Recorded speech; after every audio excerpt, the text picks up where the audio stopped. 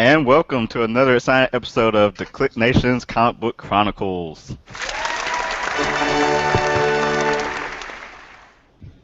I'm your host, Tim DLGG. And tonight I'm joined by the sound effects man himself, Agent_70 on Twitter. What's up? And we also have tonight it's Dirt from PopCultureNetwork.com. I stopped playing around with the names. You can just. I wasn't sure. By my regular fake name, not my fake name. You're going by your fake government name. That's right. And I am, of course, at TimDLGG98 on Twitter, and also at TheClickNation on Twitter.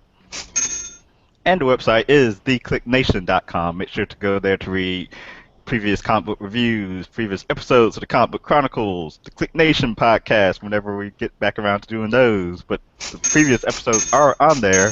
Don't you need to update the photos on your website too? Yeah. There's across the top. But it's so nice. It runs so perfectly. And yeah, but they're like a year and a half old. I'm not a photo person. The person that did my website helped me size them up perfectly. So I need a photo person to help me change the photos out, put some new ones up on there. If you're volunteering, Dirt. No. I've already got a website. So yes, you photo experts out there, holla at your boy. Let's see, we have the Facebook, like the Facebook page, facebook.com/TheClickNation. We're on Google Plus, search for The Click Nation, and also join the community, The Click Nation community. Subscribe to the YouTube channel, youtube.com/TheClickNation. On iTunes and Stitcher Radio.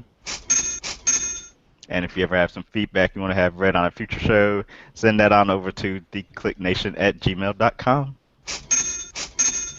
And before the show, Agent 70 and myself were commenting on the new Google Plus feature that they've added where audience members, people viewing live, can ask questions during the show. So That's if you bad want, idea. Bad idea.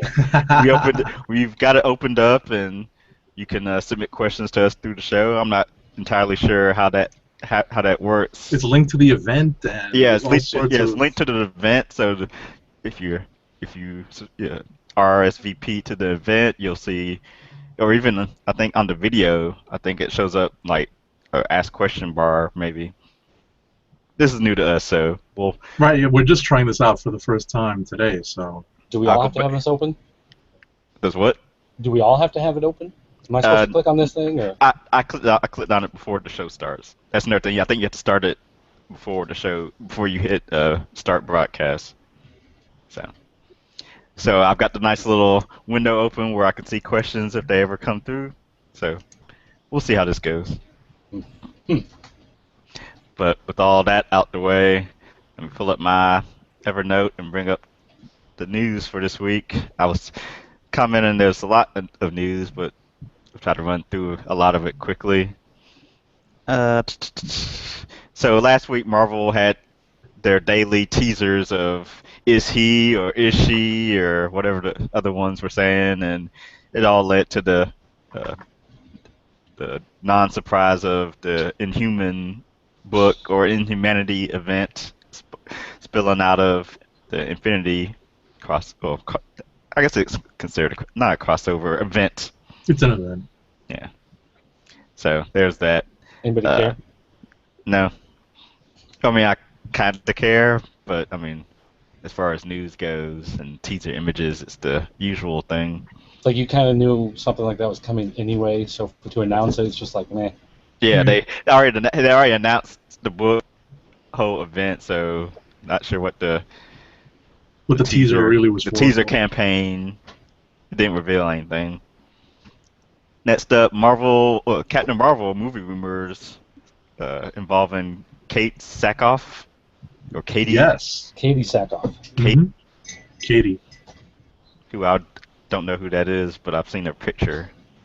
She was in Battlestar Galactica. Right, that's where she's best known for. TV show right now called Longmire. about sheriffs in a small town in the Southwest U.S. Okay. The picture that they showed is from the latest Riddick movie that she co-stars in with Vin Diesel, and the picture that I don't know if anyone can find that picture. I saw it on a couple of websites. The picture that they picked actually shows Katie Sackhoff rocking a hairdo very similar to that gelled back on the sides hairdo that they tried to pull off with the Captain Marvel redesign when they relaunched the with the just the newest the latest Captain Marvel Iteration, series. So yeah. exactly. So she bears a striking resemblance to the character. I think it's pretty good casting. You know, if it's true. If Yeah, that's one of those we'll have to wait and see. See what else we have. The Harley Quinn ongoing series finally has an artist, Chad Hardin. Not familiar with his work, but Okay. see how that goes. Batwoman got a new writer, Mark and Draco will be the ongoing writer, taking over for J.H. Williams. Well, J.H. Williams was the artist, and I forget the and I forget the writer's name. They announced Marvel announced books for their all new Marvel Now Wave 2.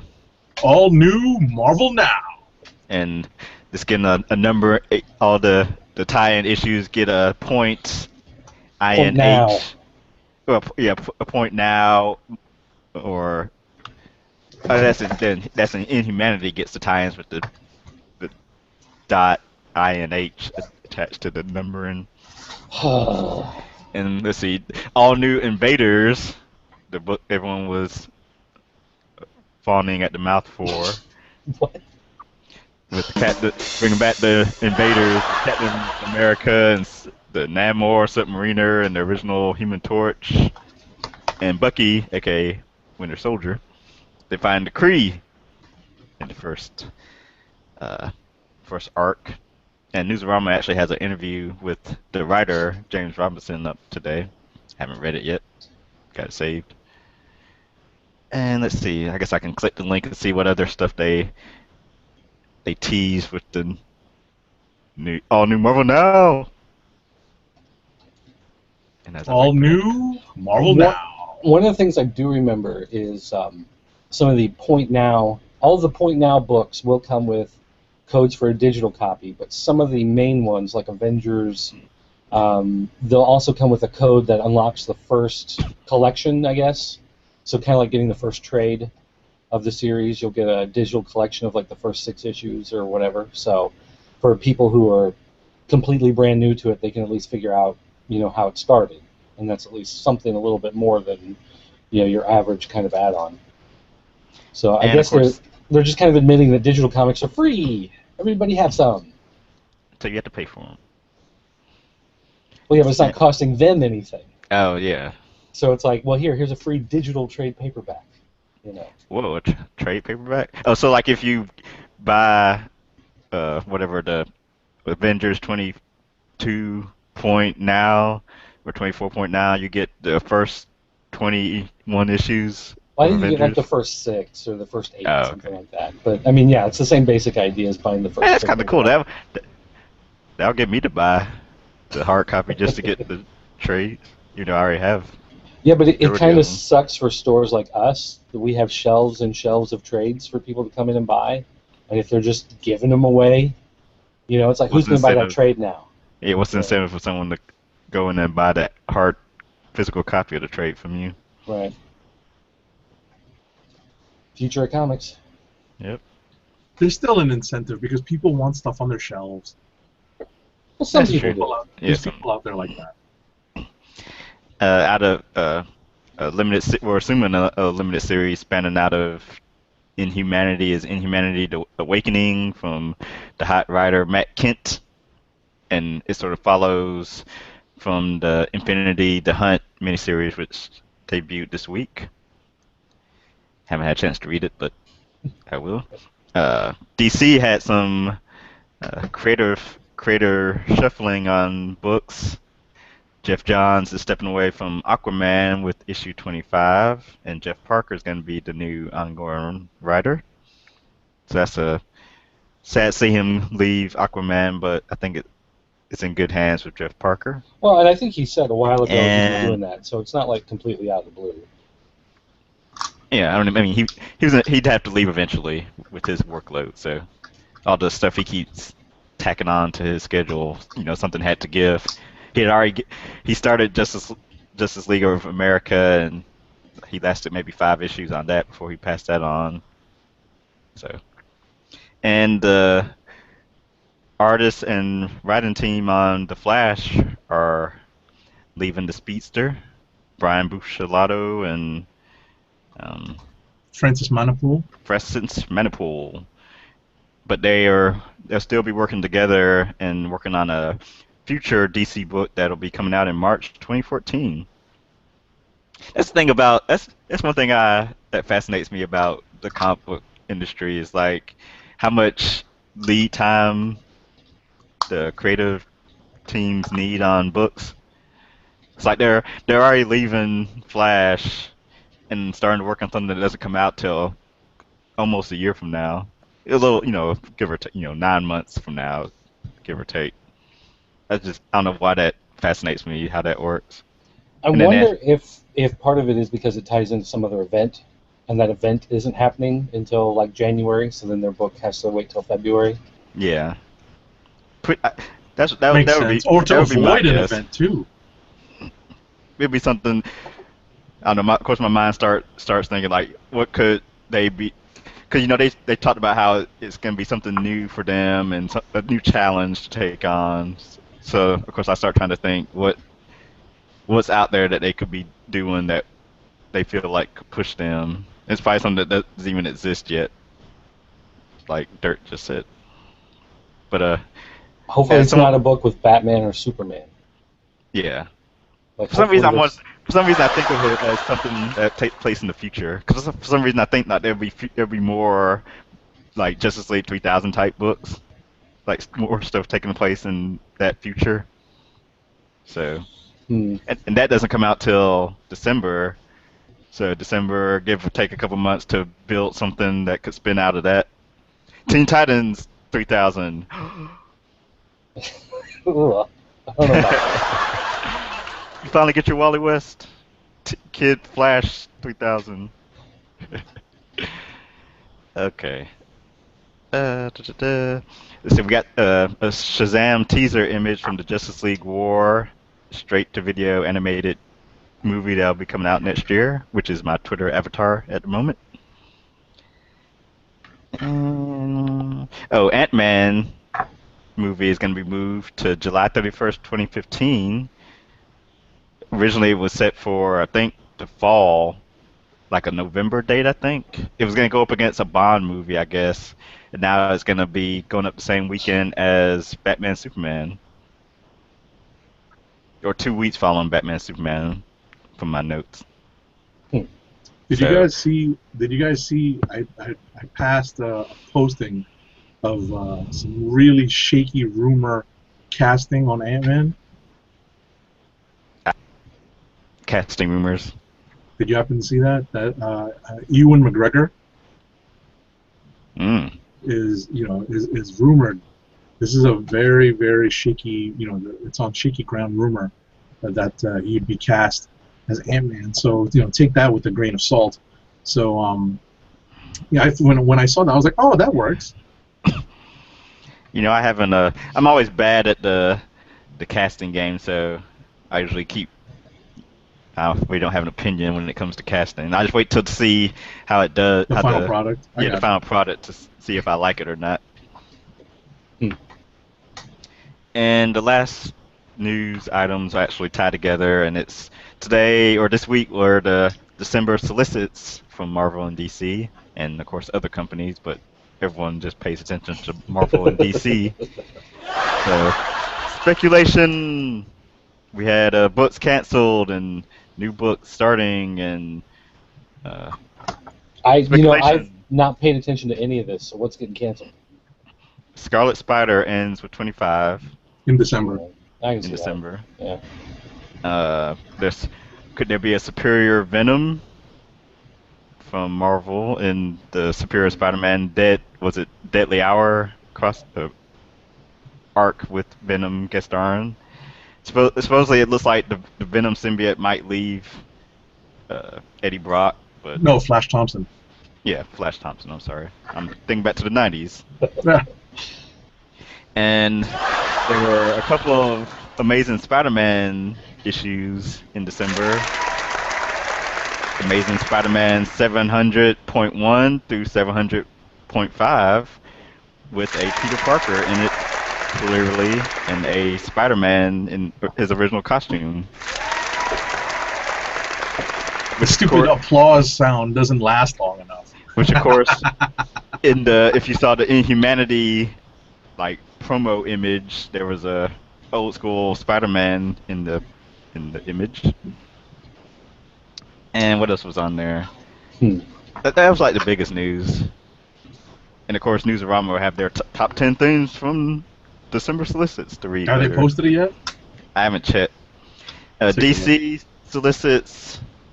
I don't remember too much from them. I thought I copied. Oh, what we learned from Marvel Comics, December 2013 solicits. So we can go through it real quick. Yeah, but I go through it real quick. Hold on. And I'm gonna bring it up too. Okay, we have Thunderbolt's Adventure Hour. The team behind Thrilling Adventure Hour, modern day live radio play that has its own spin-off comic from Archaea. They're making the creators Ben Acker and Ben Blacker make their Marvel Comics debut in December in the Thunderbolts Annual #1, featuring Doctor Strange. But not as a team-up partner, but as a target. So that's interesting. That's going too slow. Keep going. Oh, I'm sorry. 9. The final Young Avengers after-party artist announced. Okay, skip that. I'm trying to find the real news. Who or what is Cortex? The solicitation of Mighty Avengers #4.inh is one big tease. There's the promise of some major confrontation with Superior Spider-Man. There's the tease of the birth of the new Ronin. But the final line of the solicitation is the most intriguing of all. This solicit sponsored by Cortex Incorporated. Cortex, tomorrow is in our hands. So who or what is Cortex? Some new company, just like Rotsan, probably. Right. We shall see. Moving on. Avengers Annual from Catherine Immonen and David LaFuente. Moving on. Scarlet Spider ends. We've just spoken about that. Kevin Maguire comes to Marvel at #5. We heard some news about that a couple weeks back. I didn't realize that Guardians of the Galaxy. Nice. I like that image they showed for the cover. What's he doing? Kevin Maguire doing Guardians of the fill-in issue of Guardians of the Galaxy. Oh, okay. They had the cover, which I guess was drawn by him. It looks pretty nice. #4, X-23 returns to all new X-Men. Yeah. And she's kissing someone on the cover who's silhouetted out, probably Scott. #3, Inhumanity launches with 8 titles. Oh yeah, and there's gonna be a one-shot Inhumanity #1, drawn by, of course, the pinch hitter for Marvel for anytime there's a big deal event, Oliver Coipel. #2. #2, all new Marvel Now launches 2. Of course, the launch of Inhumanity is big on its own. We've got Avengers 3.4 We've got November 11. Nova #11 does say it's an all new Nova Now, and we just got more all new Marvel Now launches. Do we need all new Marvel Now? Apparently. I mean, didn't these? We need more superior titles. Apparently. I mean, these books just nowed, and now they're re-nowing them. They're all new nowing them. Now. And #1, Peter Parker returns. Kind of. We just spoke about that.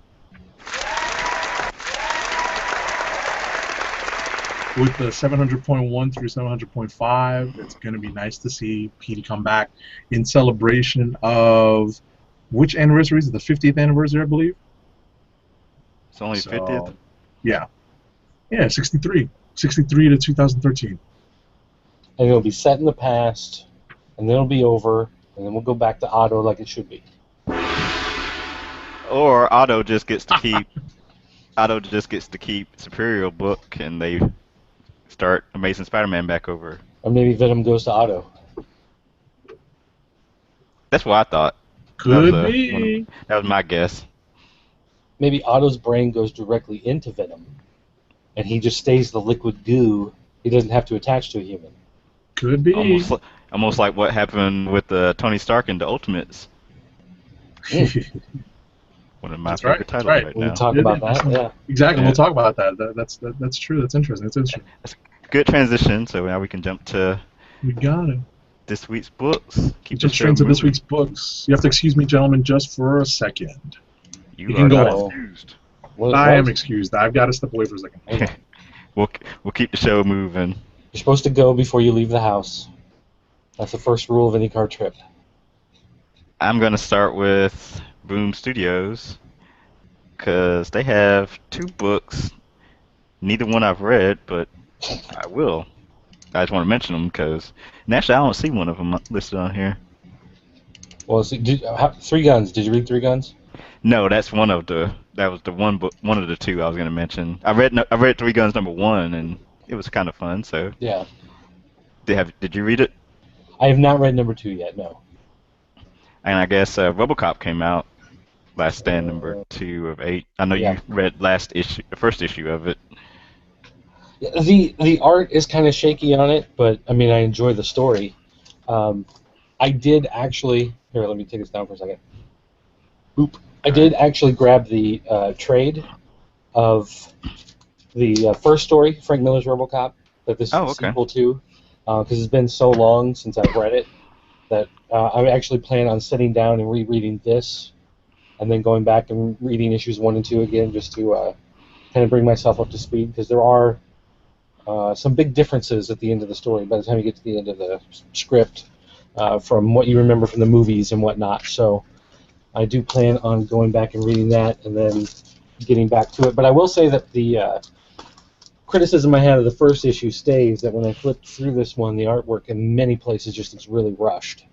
And I don't know if that's just because it's the first time this guy has done a monthly book, or if there's something specifically going on this one where he, focuses on certain parts to get the technology right and whatever, and then just kind of rushes through the rest of it to get it done in time. I'm not exactly sure, but it does follow that same kind of problem that it had last time.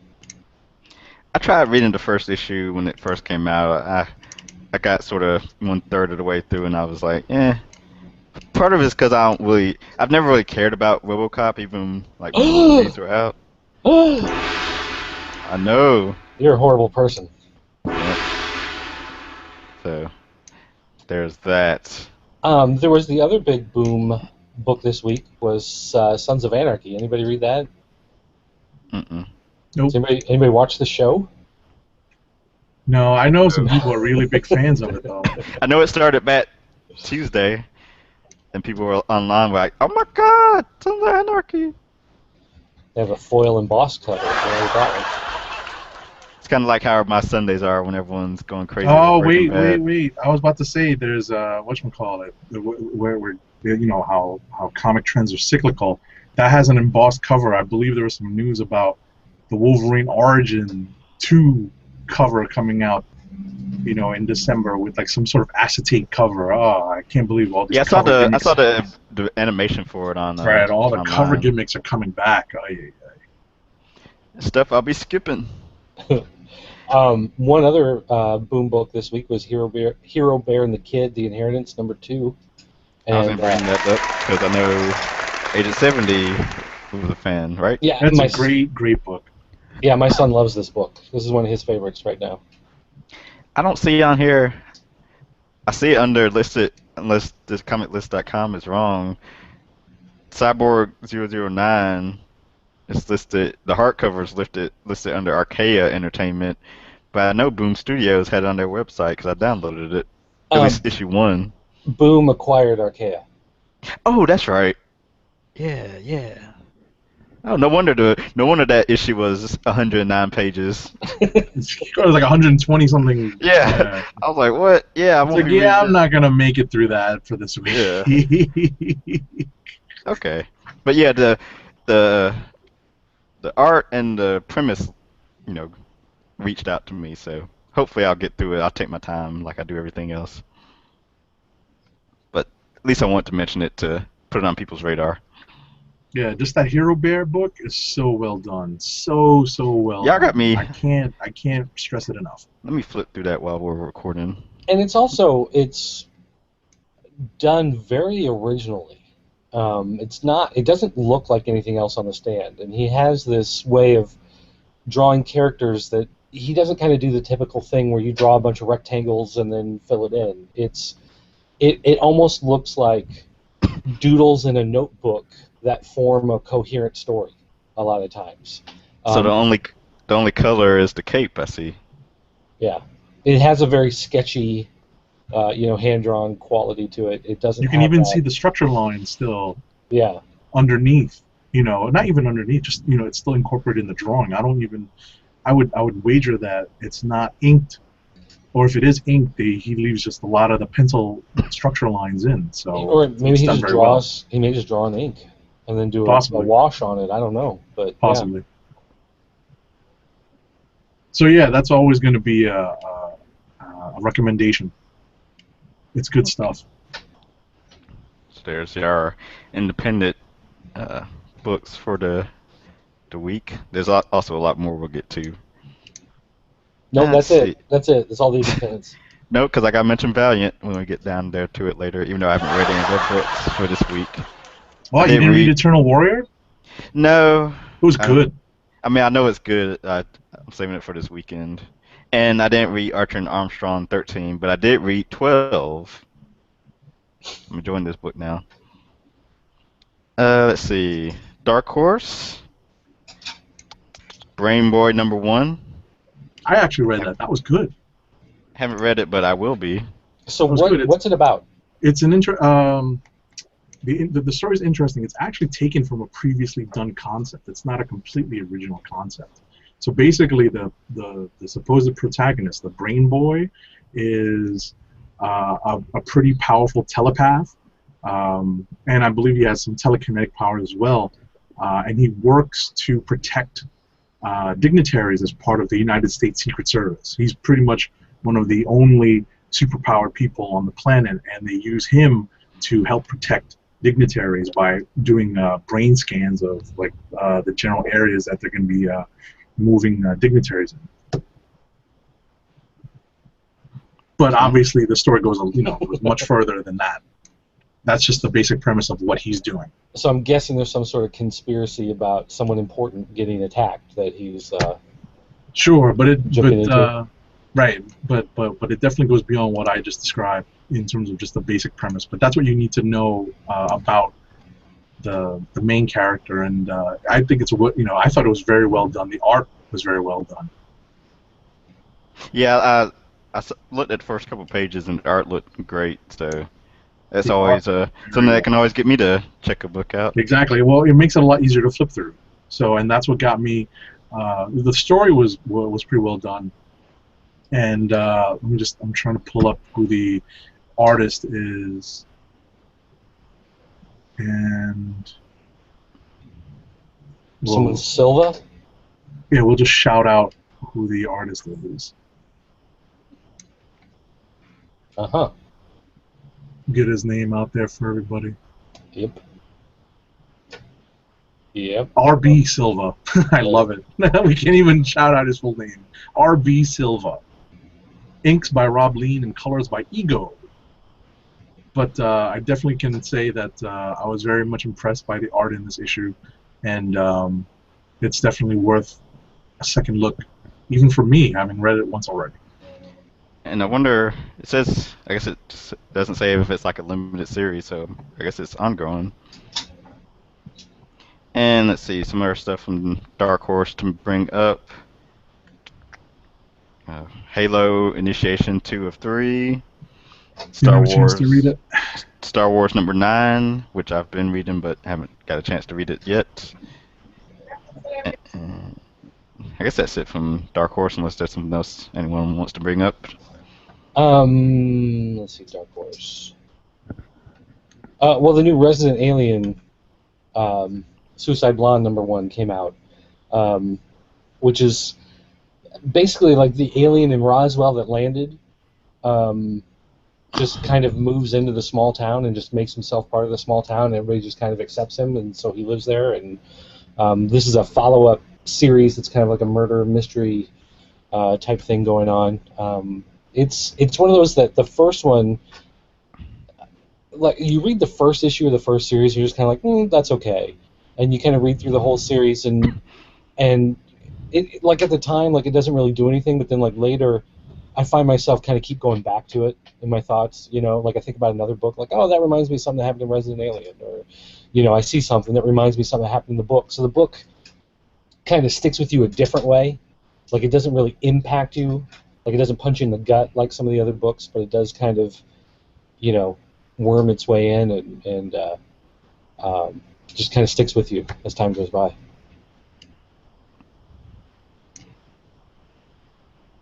All right, so after Dark Horse, what do we got? We have DC and their myriad of Villains Month books that I have not read. Did we lose Agent 70 again? No, I'm back. Oh. So, let's see. Action Comics 23.2, General Zod. Anybody? I'm going to be quiet throughout this whole DC stretch because I haven't read any of them. There's a lot of them I had to pick and choose this week. There were just too many. Well, part of the problem, because the whole 3D cover thing, of course, messes up people's ability to get their hands on a lot of them. But then for our particular store, they didn't ship our standard covers with our shipment. And so we called and we were like, hey, where's our regular ones? And so then they had to send out a second shipment, and they actually arrived at the store today. So some of these books I kind of skimmed through before I had to actually give them to customers. Mm-hmm. But there are a bunch of these that I just haven't had a chance to read yet because they only just now arrived. So this is one that I want to read. I just haven't been able to yet. Yeah, since Zod, being in the Man of Steel movie, and I guess he's going to be a future player in whichever Superman title, I definitely want to read and find out about his origin, even though I saw like some images people put online of him looking like Tarzan or something in the jungle with the spear. I don't know. Very slim or whatever. One thing I did notice is down here in the corner you can see there's a picture of Superman, and he's got this kind of green, harness. Straight jacket. I don't know what you call it, whatever that. On the Brainiac cover, he's wearing the same thing. Yeah, I was gonna say there's a couple of covers I saw, like Batman. I guess all the not all, but a lot of the Villains Month covers, the hero's like in the background looking distraught. But I noticed that it's the same device on both of the books. I was gonna say the two covers don't. They don't link up together side by side or anything. No. I guess that would be weird. It's two Supermen in both. But images. These are both ones that I want to read that I wasn't able to because of the shipping snafu. So I plan on reading them, this weekend. So I guess we can talk about it next week, see what happens. But yeah, and I guess I can bring up some of a part of the problem with these Villains Month books is a lot of them I just don't care about, and some of them I kind of have to. So I checked them out just to see what was going on with them. But last week, or the ones that came out last week that I read over the following week were the Justice League 23.1, The Dark Side, the Green Lantern 23.1 with Relic, the JLA 23.1 with Deadshot, and the Green Arrow 23.1 with Count Vertigo. All of them were actually pretty good. The Dark Side, I guess I didn't know he had a brother that was a hero, or a brother-in-law, I guess, at least in the New 52. I don't know how it worked in the pre-New 52 continuity. Relic, I liked his origin because he started off as sort of, I won't say a pacifist, but he wasn't an evil person, but he's one of those villains. He feels like what he's doing is the best for the universe, so he feels just in his actions. And Deadshot was interesting because I didn't know anything. I'm assuming maybe some of this is some of his pre-New 52 origin. If not, it was kind of a unique way to create a villain. having his family be murdered, and he was the only one left, and he became so proficient with the gun because he only had so many bullets, so he had to make them count. And the Count Vertigo was great because it was the same creative team that's on Green Arrow now. So Yeah, there's some of the books that feel like they're part of the ongoing series. And Count Vertigo is one of those where it could have easily just been the next issue of Green Arrow.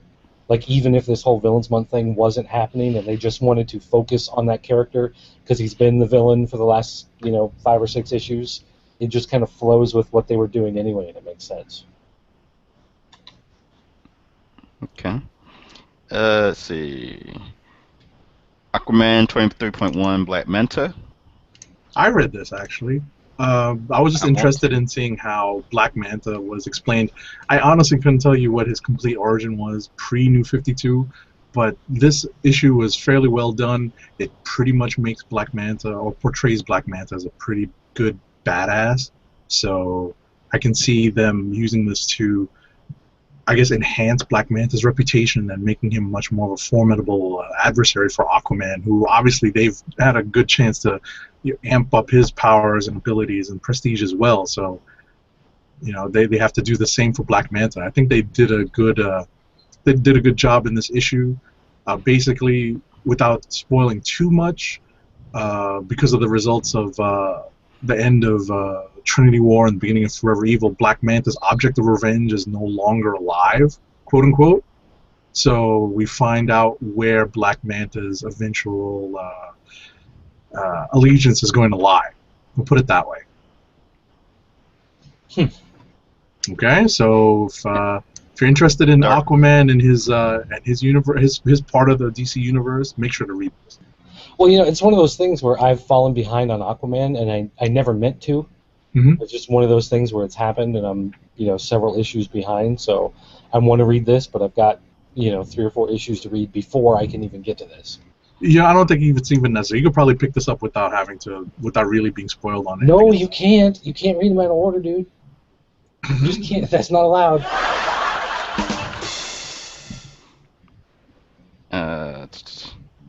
Astro City #4.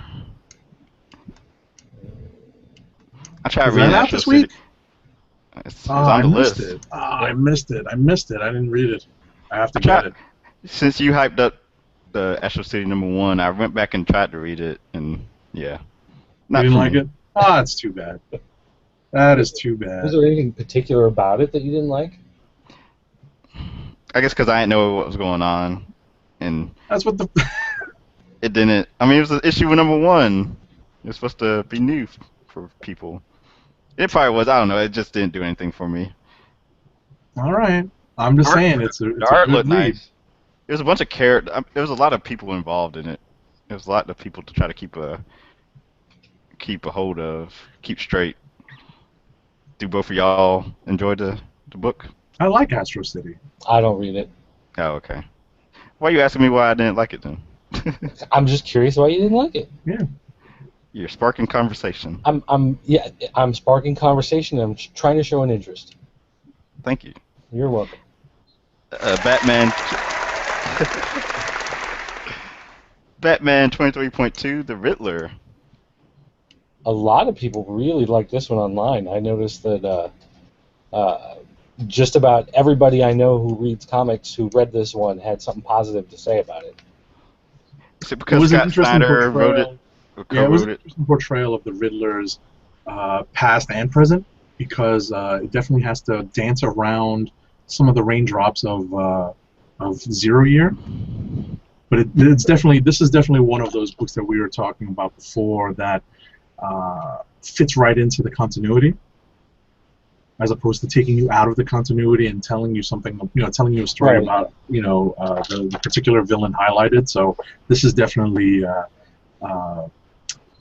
pretty important read if you're keeping up with Batman and Zero Year. Yeah, I was gonna say, because Riddler's been a formidable part of Zero Year, and I mean he in the story so far he hasn't been the Riddler. He was just Edward Nygma. Right.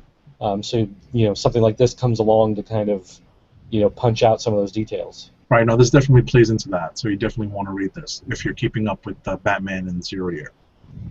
Although one thing I really liked about it is that Batman in the background that's kind of tied up there has a total Neil Adams look. Like when I first saw that, just looking at that, I thought that was Neil Adams. I was like, what? I didn't even notice he was in the background. I thought that was like a code or something. You're too busy looking at the 3D, huh? Yeah, I'm too busy, like, Riddler's all in my face. Him and his question came. Batman and Robin 23.2, The Court of Owls. I didn't get a chance to read this. I wanted to, though. I have it. I just haven't gotten to it yet. It's one I want to read, and I do notice the Batman in the background of that one. when Dirt said something a second ago. Even though I saw some preview pages for it, the art didn't look that great to me, but hopefully the story, at least by James Tynion Fourth. Who's the artist? I have no idea. Of course, they don't put on the cover. I just saw like a first two or three pages from the. As I said, like I own a copy of this, but it's in the other room, so It wasn't. It was kind of. It was kind of dark. It was real dark tones to it. So I like bright colors in my book. You're a happy, cheerful kind of guy. Yeah. Make me happy.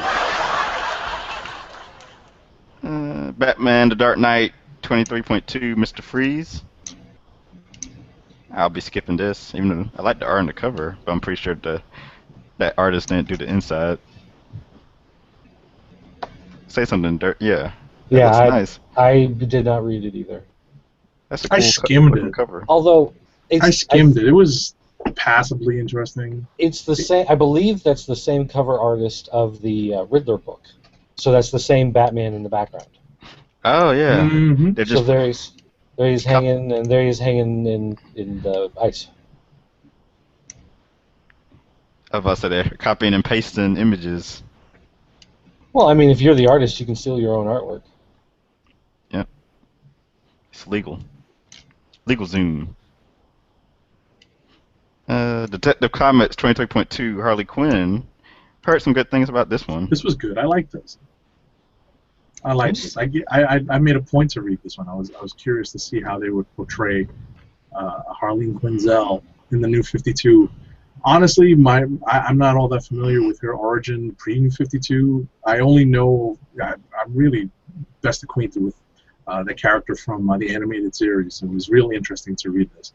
And again, we find out at the end where Harley Quinn's allegiance may lie with regards to the crime syndicate. So. Well, have you not been reading Suicide Squad with her in it? On and off. Okay. I was gonna say that's where you can get your Harley Quinn fits. On and off. She's like a big hot property now. Got her own book. Rumors of her appearing in movie media. Batman looks weird in that background too, by the way. Now you got me looking at every background of every book. Is that Chris Burnham art? Batman? I was gonna say it looks kind of like his art. I was looking for the signature, but I don't see one anywhere. But it does have that look to it. Yeah. Earth 2, number 15.2, Solomon Grundy. I'm assuming I can skip that. Didn't read it. Flash 23.2, Reverse Flash. And I will be reading this. Yeah, I read this, and this is another one of those that it continues right from where the last issue left off, and it sets up for the next issue. Even if there was no crossover, this is the perfect issue to have right here. And basically, Reverse Flash in the original continuity was a guy from the future who came back, and I'm trying to remember exactly why he wanted to kill Flash. I don't remember exactly why, but I just remember his name was different. I don't remember what his motivations are either. Yeah, his name was really weird. It was something A word or something like that. 24th century, so Yeah. they gave him something weird. And he was the whole reason for Flashpoint and the New 52 in the first place, was the fight between Flash and Reverse Flash. So I thought this was going to somehow link back to the birth of the New 52, and it's not. It gets revealed at the end of the last issue of Flash that it's Iris's brother, his long-lost brother. And so this kind of tells the whole story of how he came to be the Reverse Flash, and why he hates Flash, and why he hates Iris, and why he's killing all these people that have a connection to the Speed Force and everything. So they did one of those. It was kind of similar to what happened in Supergirl with Cyborg Superman, where they used a character that was established, they completely changed his history, they throw you this curveball in the last issue, and then they give you this Villains Month that kind of explains everything. So the next month, when the books roll back around to their regular books, now you've got the information, the story can move forward.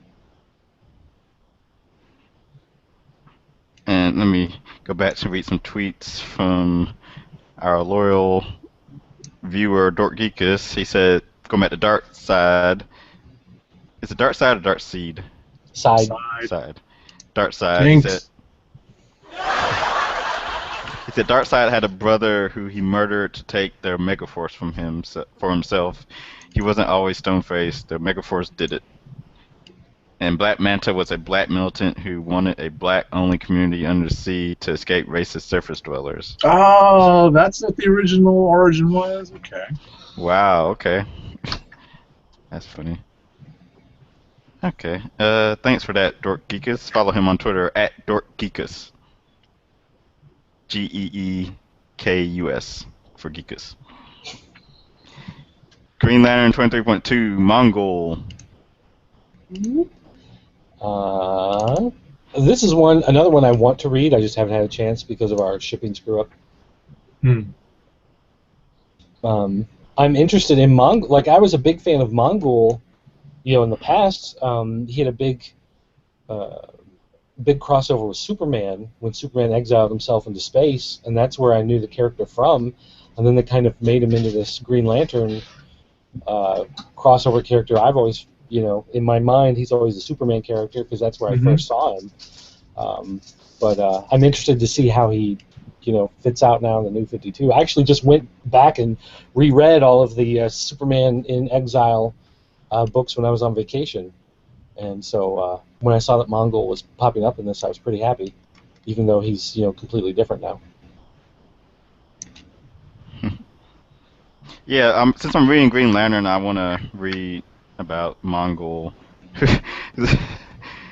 That cover is just too funny. Like him stepping towards you, and of course there's Green Lantern in the background again, looking funny. Well, they're trying to do a little 3D effect with the boot coming out. He looks like he should be in like a music video. It reminds me of Snoop in the kicking over the buildings in New York music video, Agent 70. I was thinking of the old Busta Rhymes one, where they had like the camera on the ground and he's doing like the big stomps at it, acting all weird. Oh, I know. I remember that too. That's funny. Yeah. Anyway. All right. That's funny. Back to the list. Justice League 23.2 Lobo. Oh boy. Before we get to that, Dork Geekus had a tweet that I wanted to read. He was asking something about. He asked if we were going to talk about it.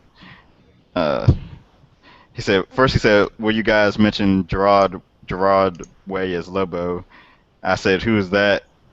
And he said, new Lobo kind of resembles the writer of Umbrella Academy and Killjoys. He's also the lead singer of My Chemical Romance. And I don't follow any of those things, so that still doesn't answer the question of who that is to me.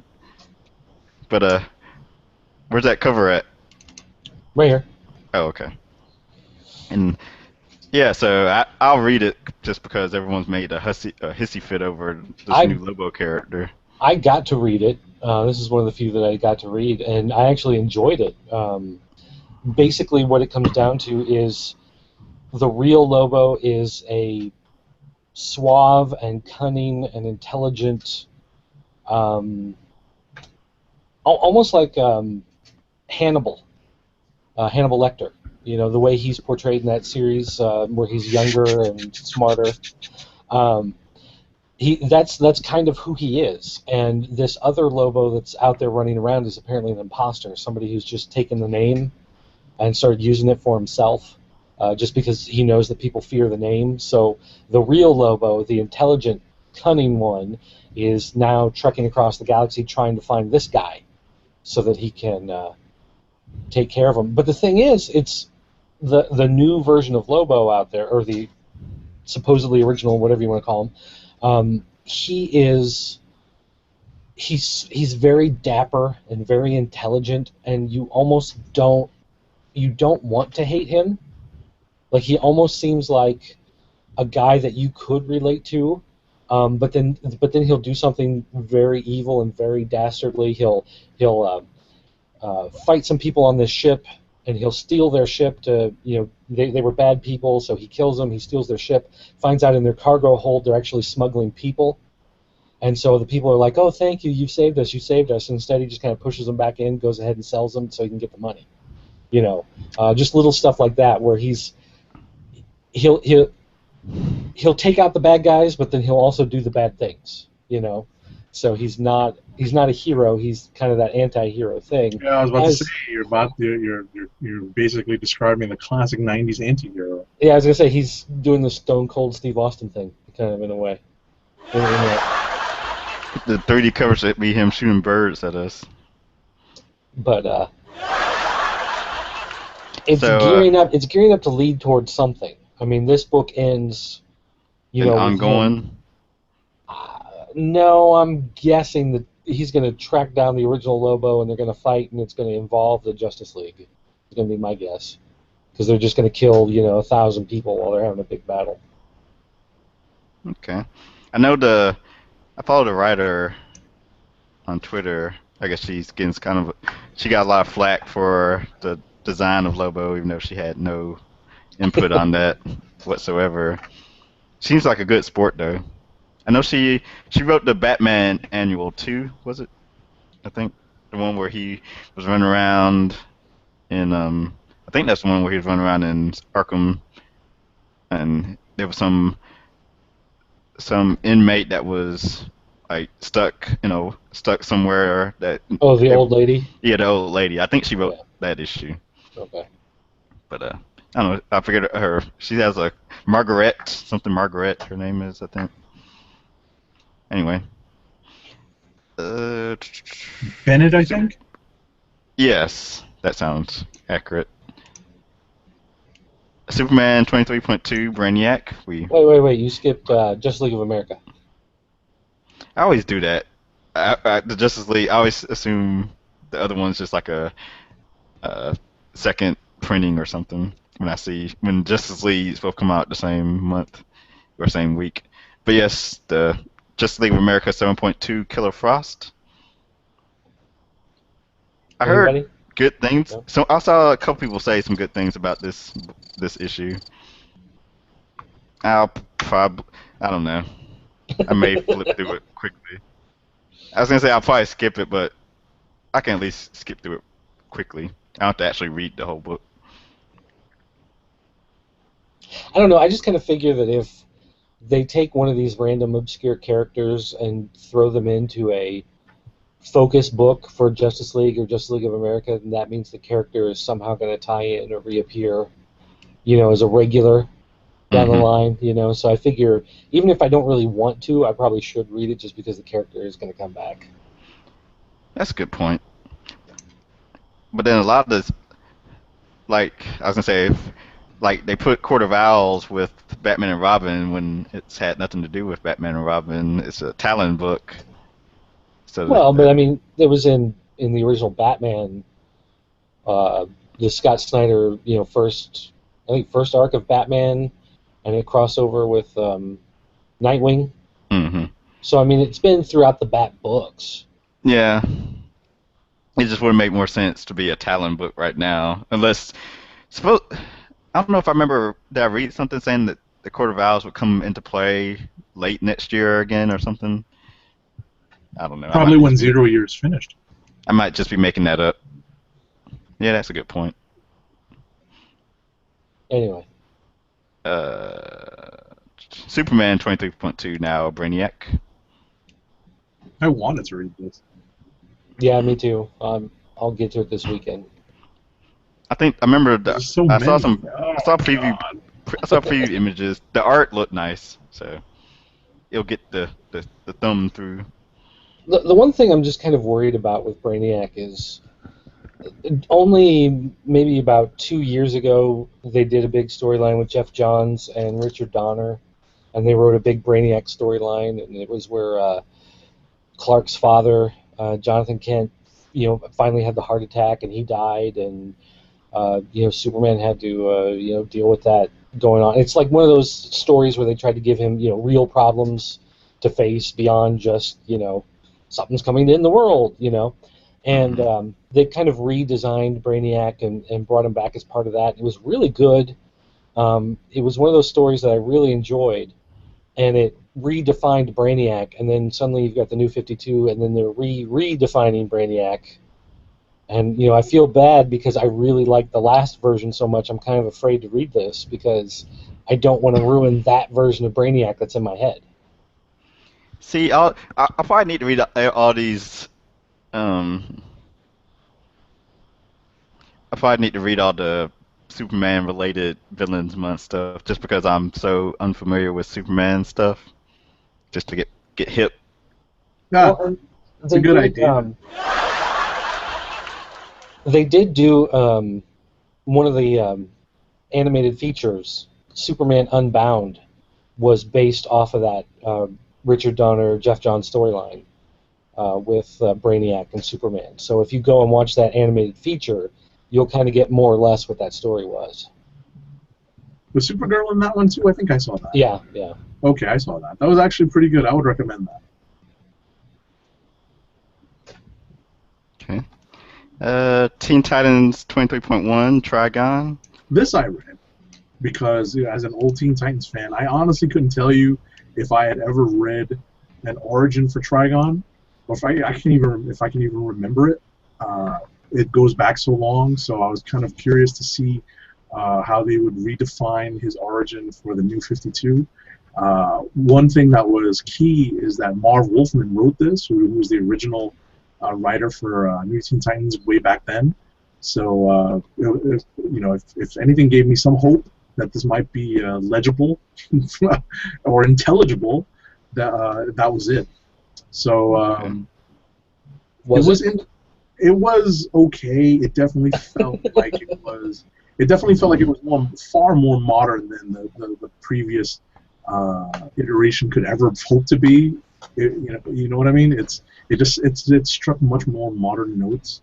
So, if anyone's interested in what they are doing to reinvigorate Trigon as a character, read it. But since none of us are really enjoying New Teen Titans right now, or Teen Titans right now, it's kind of a lost cause for me. Yeah. You really want to like Teen Titans, don't you? I do. Or Tim. Yeah, Tim. Okay. Me. Because I like teen hero books, especially teen books.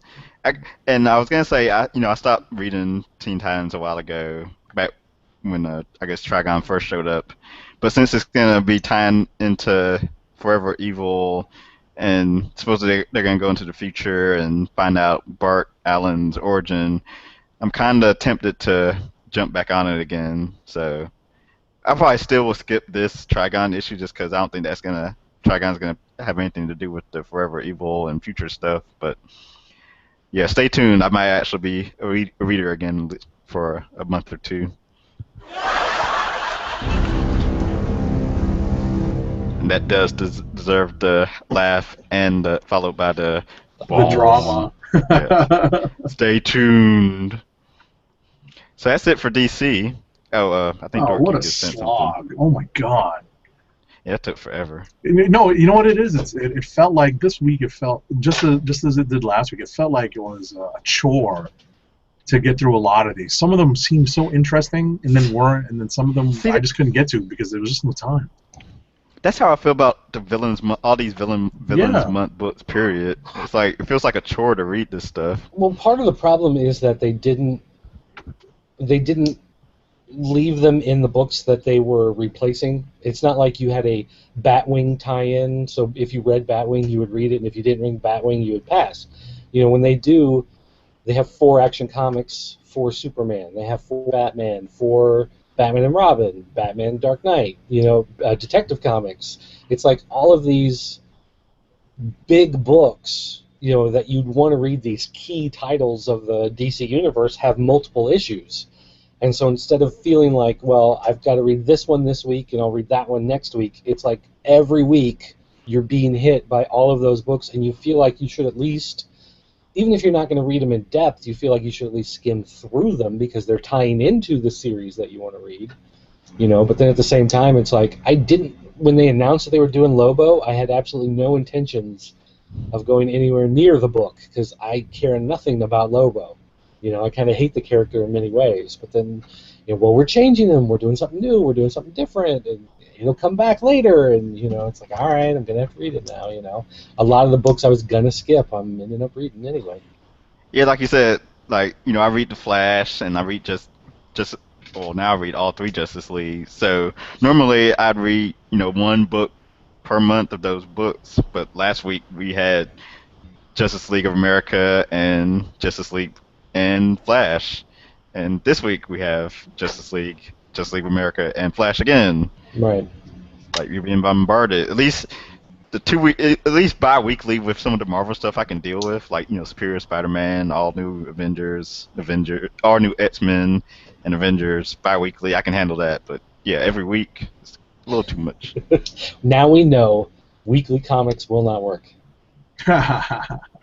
Even though. Well, not for every title. Some of the digital books weekly. Well, yeah, but the digital books are shorter. Yeah, I can deal with shorter. Because it takes like 3 or 4 of those digital books to make one print, so that's not as big of a deal. Do we have any Dynamite to bring up? Dynamite Entertainment, I should say. Going once, going twice. Oh, I will. Okay, I'll at least mention that the Shadow Green Hornet Dark Knights has these awesome line of subscription covers by Chris Iliopoulos, and so it's the characters as little kids in his kind of Calvin and Hobbes inspired style. He's the letterer extraordinaire. Yeah, he does letter a lot of stuff. Yes. And then he does his own kid stuff in a lot of different companies. This actually looks pretty cool. Like, Okay. it's one of those things where I'll probably never read the series, but I kind of want the covers, Right. So he's like the Scotty Young. Everyone goes crazy. Scotty Young crazy. It's like, I don't see any Scotty Young like monthly books or books where he does internal art anywhere. He does the Wizard of Oz books for Marvel. Oh. So Emerald City of Oz and The Road to Oz and all of those Oz books, the all ages books from Marvel, he does the artwork on those. Okay. One thing before we jump to another company is I just realized we skipped over Aspen. I actually have an Aspen book to talk about. Crazy, I know. Homecoming #4. Homecoming was a series that actually started, I want to say, at the end of last year, and they did 1, 2, and 3, and then for whatever reason 4 has been delayed for 6 months, 8 months, something like that. But this has been a really fun series about group of high school kids. There had been like this alien abduction in the 70s that was kind of like the urban legend in the town or whatever, and then a couple days before the big homecoming, high school homecoming dance, whatever, the UFO returns and drops the kid back off. And this girl remembers the 70s, but she doesn't have any memory of what's happened since then. You don't know what's the deal with her, and so all the other kids, the ones who are like the social outcasts, kind of gravitate towards her, and they get pulled into this big, alien invasion. If you've ever seen stuff like The Faculty, any of those type movies that deal with that, or even This Is the End, which is out right now. Kind of, but this kind of goes back with the whole, like, the high school kids know, but none of the adults know, they won't take them seriously, all of that kind of stuff. So it's up to us to save the day. That's right. And so this has been a fun series. I was really looking forward to reading the final issue, and it finally came out. It took forever. And of course it finishes with a setup for another series, The one thing I have to really credit the book for is that the dialogue in it sounds like real people. Like a lot of times when adults write teenagers, you always kind of get this, like, that's not how kids would talk. You always kind of have that feeling like that's an adult voice coming out of a teenage body, especially with TV shows and movies a lot of times. And this is one of those books where, everything felt true, everything felt right, everything felt, authentic. So your only disbelief that you had to, suspend yourself for was the whole alien invasion thing. So if you enjoy the alien invasion thing, everything else just kind of falls into place, and it's very well crafted. So I enjoyed that one a lot. Okay. That's been getting some love on the show this week. IDW, I guess the Teenage Mutant Ninja Turtles Villains Micro Series number 6 for Hun would be the only thing I would bring up. Oh, and My Little Pony Micro Series. I know how y'all like to. Don't forget My Little Pony. Hey, my kids fight over that book. That's good. I mean, seriously, we have one copy, and they'll both fight over who gets to read it next. Oh. And they'll read it over and over and over and over. They both love it. That's good. All ages stuff gets appreciation. And I keep bringing up those micro series villains issues for the Turtles, but I haven't read one of them yet. I've just been sticking with the main series. But I have no idea who Hun is either. Obviously, he's some voided, jacked up guy with a big back tattoo. Sure. All right. Image. More stuff I haven't read. But Ghosted number 3. I've enjoyed issues 1 and 2 so far. That I actually was about to start Ghosted before we start recording, but I said I just want my mind to be clear before hitting the record button, so I didn't want to push you want to shove something in your head real quick? Yeah, I didn't want to shove any more info. But I'm probably the only one on the show still that reads Ghosted, but it's it's one of those sort of heist type caper books, and I like movies like that, so that's why I'm giving Ghosted a chance. And Josh Williamson, I think, is the writer. Yeah. He's doing something else for Image, I think, or is it Dark Horse? No, he's the Captain Midnight writer for Dark Horse. Oh, okay, all right. Yeah, I think that's the connection. And I'm enjoying that book also. So, other books to mention. Well, you had Walking Dead. That's kind of a big one for Image this week. Yeah. Any of us read them? I do. Oh. That's one of the first things I'll read. That's one of those things where when I'm opening the box on Tuesday morning and going You're through going it, for that first? Yeah, that's one of those where I'll stop and read it before I continue. Which in some ways I kind of hate that I've gotten that way about the book. Because it's one of those, Image will sometimes give us a review copy in advance and sometimes they won't. So if they don't give us the review, then it's like, crap, rip open the box, I gotta find it. But, again, what they're doing in Walking Dead is rebuilding, civilization in this post-apocalyptic world, and zombies are really nothing to do with what's going on in the book right now, and it really hasn't been for a long time.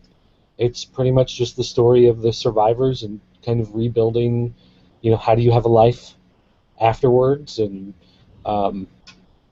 it's kind of weird because I go back and forth on it. Sometimes I get really mad that there aren't more zombies. Like, that's kind of the point of the book, right? You're supposed to have zombies eating people and ripping their faces off, and that's the fun.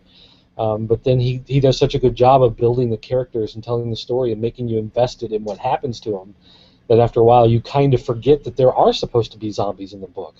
Like, you have to kind of remind yourself after a while, oh yeah, that's how this whole thing started, But he's building to a big all-out war between these different factions. There are different leaders that have their own, if you want to call them, tiny kingdoms, in the world, where they've kind of taken over this one little section, and certain groups are trying to work together, and then there's always that one guy who just wants to decimate everybody else, and so he's trying to build up the troops to take him out. And with Walking Dead, it's nobody's safe. Every time you think somebody's safe and they're going to be there forever, they get their head blown off or their eyeball gouged out, or something happens to them and they're not safe. So I'm looking forward to it. They're kicking off the all-out war storyline by doing. Let's see, they're doing like 2 books in October, 1 in November, 2 in December, 2 in January, and 2 in February, something like that, where they're kicking out a whole bunch of them real quick. So I'm looking forward to see how this all plays out and who's going to survive. Did you see the news, I guess, that came out today about, I guess, some new arc coming up? Something war. Yeah, All Out War is the name of the storyline, yeah. I like how that's like the big thing in storylines or arcs now, is put war in the title. Like Messiah War for X-Men and Trinity War. Trinity War, and there's some more that I can't think of off the top of my head right now, but war is big. Arkham War, I'm sure that's something. That's a Forever Evil tie-in. Forever Evil Arkham War. So. Well, someone said it was good for absolutely nothing, but I think they were wrong. It's good for marketing. Yes, sir. And Sidekick number 2 from Image. It's just in its 2nd issue, but this is a series I've been enjoying, at least from the start, even though it's a young start. It's about a sidekick. His mentor and his partner got killed, and he's trying to carry on the tradition of being the hero for the city, but everyone just sees him as the sidekick, and they don't give him respect, and he's kind of like not an alcoholic, but he's kind of like he's a bum, but trying to do the right thing and make it through life. And his partner that got assassinated may or may not be alive. Spoiler. So, I will be reading that over the weekend. I do. I notice that it's Tom Mandrake doing the artwork, and I really like his artwork. Yeah, as you can see from the cover, he's is it Flyboy? I think his name is. He's got the bottle in his hand. In the first issue, he hooks up with the prostitute because it's like his monthly or weekly date with the prostitute. Wait, we're giving applause to that? Why not?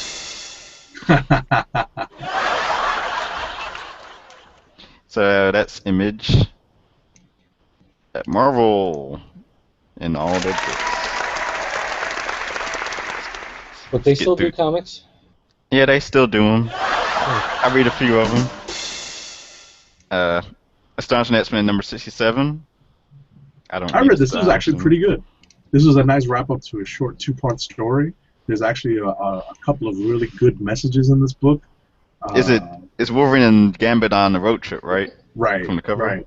Exactly, and it's a direct continuation from the last issue, but it's definitely not necessary for you to have read the previous issue to enjoy this one, because even though it's part 2 of 2, it's really it basically sort of stands on its own. I believe there's 1 issue left in this series. I'm not sure. Maybe it's 1 or 2 more, but it's definitely coming to a close.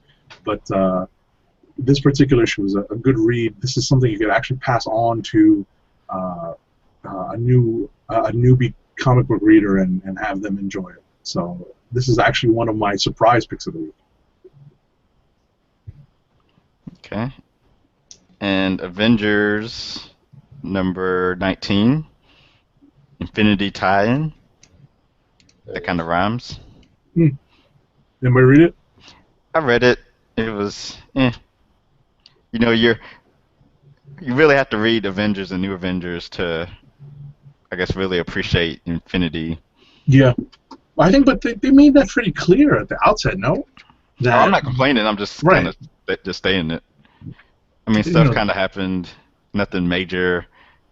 Well, there was there's a lot of exposition. They explained a lot, they sort of establish how a lot of these characters are interrelated.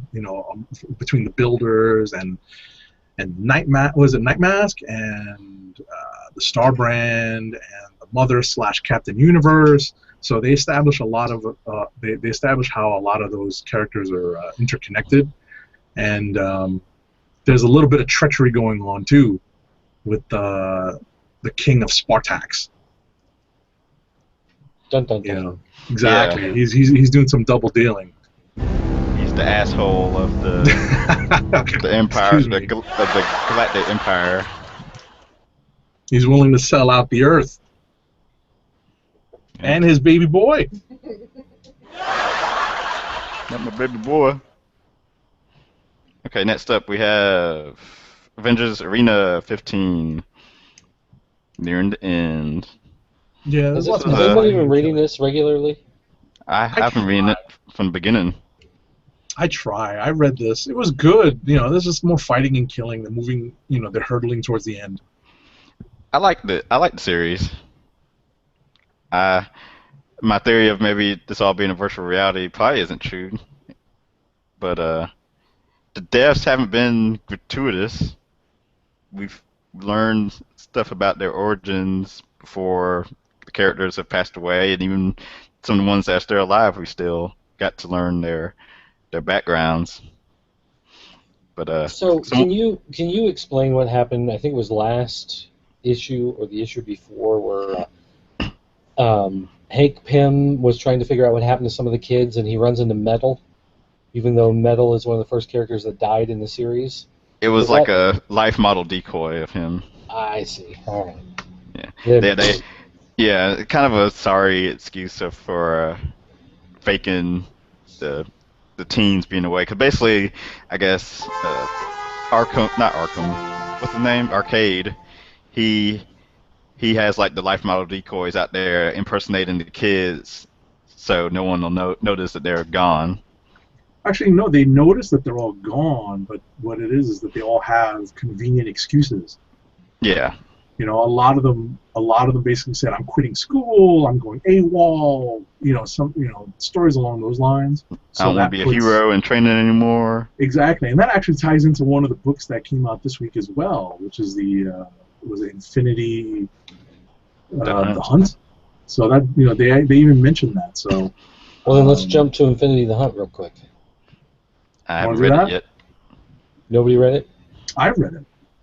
So basically, in my mind, they should call this. And Tim's not going to appreciate this because he doesn't like it, but they should call this Infinity the Goblet of Fire. Any Harry Potter readers out there will get what I mean, because the premise of this is basically the same premise from that Harry Potter book, which is all these schools competing against each other. I was going to say, is this the Tri-Hero Tournament?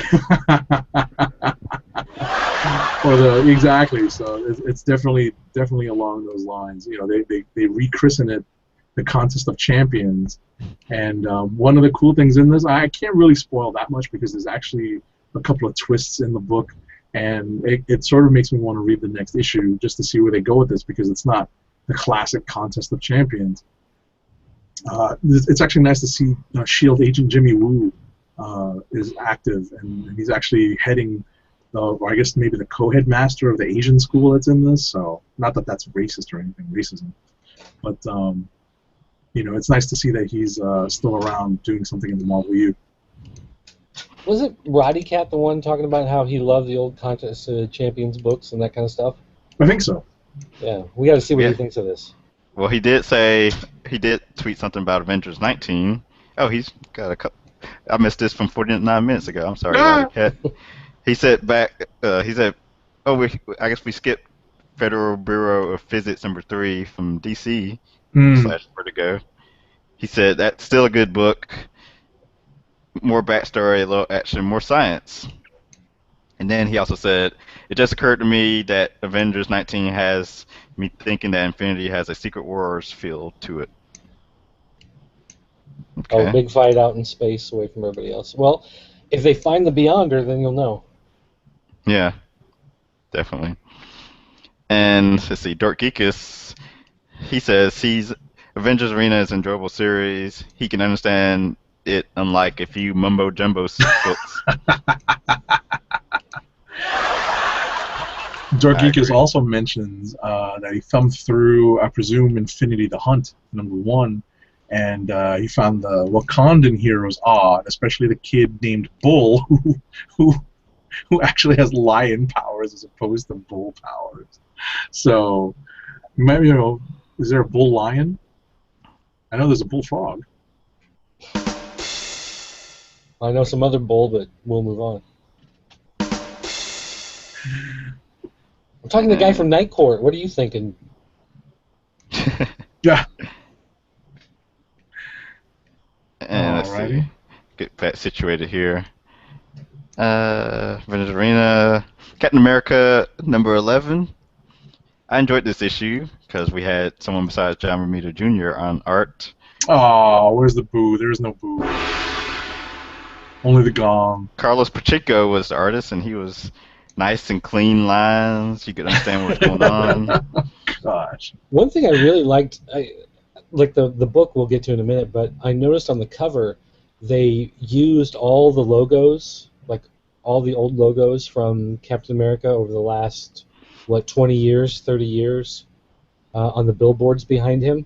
Mm-hmm. That was really kind of neat to kind of look through and, take your little trip down memory lane, which ties into the book on the inside because he ends up deciding he's got to let go of the past in order to move forward, and they get rid of a lot of his mementos from the past. All right, since we're getting into the book, I know that there is a strong imagery and symbolism behind what he's doing, but for God's sake, Cap, there's museums out there that could use some of that stuff. I kind of felt the same way. Where you know what I'm saying? I felt like future writers were getting robbed of the ability to use some of that stuff. Right. Like, I'll give you an example. Do you remember the Avengers storyline Siege, where basically all he has is in a footlocker, and they rip up like the one picture he has left of his mother to kind of screw, to really mess with him. Like, remember when Zemo and the Masters of Evil invaded Avengers Mansion? And So it's kind of... Yeah, you can't do something like that now because everything's gone. Exactly. No, but my point is now they've built up his memorabilia, to this point where he's literally got a mini museum in his apartment, and now they just trash it all. It's like, really? Yeah, he just had no problem burning all his stuff. Although I thought it was kind of odd that he threw his old shields in the fire, because it's like they can stop bullets. He can fall from space and land on them and use them to. Well, no, I think those were like the shield. steel. No, those are probably the steel simulated shield. Like the imitation shields. Oh. They've done that a lot. They've had him like kind of carry a lot of fake shields. So. They're fake shields. Mm-hmm. Or substitute shields. You can buy your own for $19.95 now. That's right. The new villain, Nuke, has me intrigued. He's not a new villain. Well, yeah, he's a new villain for the storyline. Yeah. To me, because I've never read a Cap story. But yeah. Never read Daredevil Born Again? You just had to say Daredevil, and I would have said nope. Oh, you got to read that. You got to put that on your list, Tim. The list. You're gonna have to publish that list and see if you're making any progress on it. Oh, I'm not. Because I got all this stuff to read. I got a million Villains Month stuff to barely flip through. Deadpool #16. I read this before the show. I was excited for this storyline, but now I'm not. I don't know. This issue did nothing for me. Really? I was reading it. I thought it was entertaining. I was reading it, and then I got like halfway through it, and I just kind of just flipped through it. I didn't even read. I was just flipping to see if anything important happened. I thought there were a couple of interesting twists to Deadpool's current situation, and that there was a lot more. There was actually some decent Deadpool character development on top of the development that Remender did with the character in X-Force. So I actually thought it was a pretty good issue. You know what my problem is? I like Deadpool in like team books. I don't care what to read his solo stuff. Well, technically, this is a team-up book because of Agent Preston being in his head. No, I don't care about that. I don't care about the voices in his head. I don't care that he can shoot himself and nothing happens. His brains get blown out and they reform. And I'm a little more intrigued by the Deadpool kills Deadpool series than this regular series. I tried reading that too, and again, it Well, goes. that one picks up from the old series, the one that was canceled in order to start the new, Marvel Now version. So a lot of the threads came out of that book. So if you didn't read that one, that's why a lot of it doesn't make sense, because a lot of the characters. I mean, it and made stories- sense. Like this one that's out now. I read the first issue for it. The Deadpool kills Deadpool. Is that the one that's out Yeah. now? Yeah, I read the first issue for that. It actually was kind of cool. But then like the second issue came around, and I was reading everything else from the week, and I was just like, yeah, I don't feel like making time for this. Mhm. But I know a lot of people like yourself like it, so Deadpool's just not for me in solo book form. If he's in an X book, then I'll read it. Yeah. Oh my goodness. If there's a future Okay. X-Men spin-off, since he's in that. But and he's not. Is he a mutant? Whatever. Yes. Yeah, he's got the healing factor, like Mhm. Wolverine's healing factor. I thought he got that from Wolverine though. No, he got it from the same type of government program, except his made him crazy. Let's see. Roddy Cat says says hashtag morph pool. Morph. Fantastic Four number 12. I don't think anyone of us are reading this anymore. Yeah, I gave up on this. I tried reading it. I'm like, when is this time travel story going to end? It's still going. It's going to be going at least for another couple of issues. Good. Like, how long is it going to take them to find a cure for the, whatever it is that's happening to their powers? There's just more developments in this issue. It's taking too long.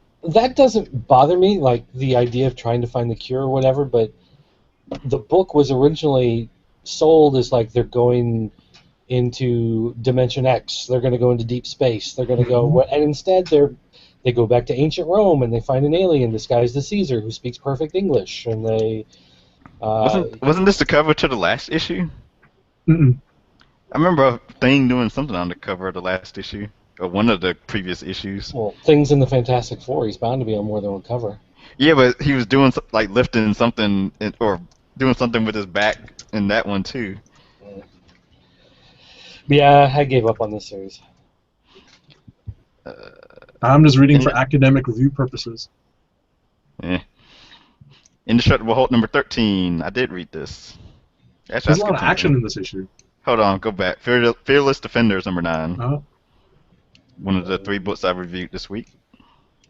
In my rapid reviews, theclicknation.com. Read them. PopCultureNetwork.com. There you go. So this gets started the Dude Bros, Is that what they call it? aka the X's of all the Fearless Defenders. I enjoy the stuff with the Dude Bros more than the Defenders battle with Enchantress. Enchantress, and I didn't know she's a teenager now. They sort of like mentioned that near the end of the issue. I was wondering why she was so annoying. I don't know where that came from. I must have missed where that happened. Yeah, I have Maybe no it was idea. Journey into Mystery, like one of the Sith issues, maybe? Yeah, maybe. But I don't know. The art during some of the fight scenes was kind of hard to follow. The whole Annabelle Valkyrie thing of them switching out during battle is already getting played out. It's happened in 2 or 3 issues so far. So that needs to change, or they need to do something different with that status quo. But I don't know. The series is kind of trudging along. Now, Indestructible Hulk number 13. Okay. I read this. I enjoyed it. I like Matt Scalera. Yeah. Scalera, his art. I like. We saw the Black Knight. So if the Black Knight was back during the Merlin times, how did he become an Avenger? Did he It's time an ancestor. travel? Huh? It's an ancestor of Dane Whitman. Who's Dane Whitman? Dane Whitman is the Black Knight of today. Ah. Oh yeah, and Fearless Defenders had Hercules in it. Someone who needs to be in a Hercules, book. Hercules. Someone that's character that needs to be in the ongoing book somewhere. And it had Cannonball. With a kind of and it had Nate Gray in there too. It was kind of weird. Nate Gray getting some It was airtime. weird. Just But anyway, shows up out of nowhere. back to Hulk. He stopped another and Chronarchist.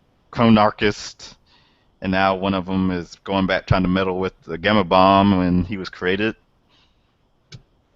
So I guess that's gonna be the final part. The story's fun. I see some tweets coming through. Let me check. Dorkika says Wade Wilson was implanted with Wolverine cells over something to cure his cancer. The teen X-Men are whinier than I remember. Never remembered them being that annoying. I guess thank Bendis for that. Thanks to Bendis, yeah. Teen Enchantress first appeared in the Dark Reign Young Avengers miniseries, which I actually plan on trying to go back and read whenever I eventually sign up for Marvel Unlimited, because that was drawn by Mark Brooks, who does the covers for Fearless Defenders. And Fighty Cat says Stephen Strange. Steven's not getting any Clea Strange anymore. Also Shamrock, that's a pull. Was Shamrock in Fearless Defenders? Yeah, she's the owner of the bar. Oh yeah, She's that's the right. bartender. Yeah, I didn't know who that was.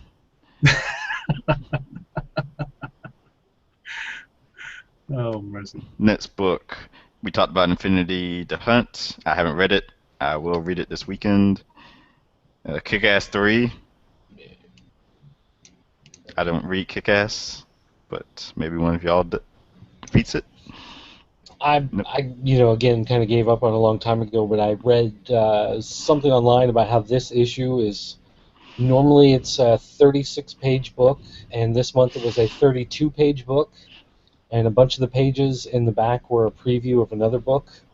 So it's like they did, 2/3 the normal issue that they do, apparently just so they could rush one out and, either keep to schedule or try to kind of, continue on whatever heat they still have from the movie being out.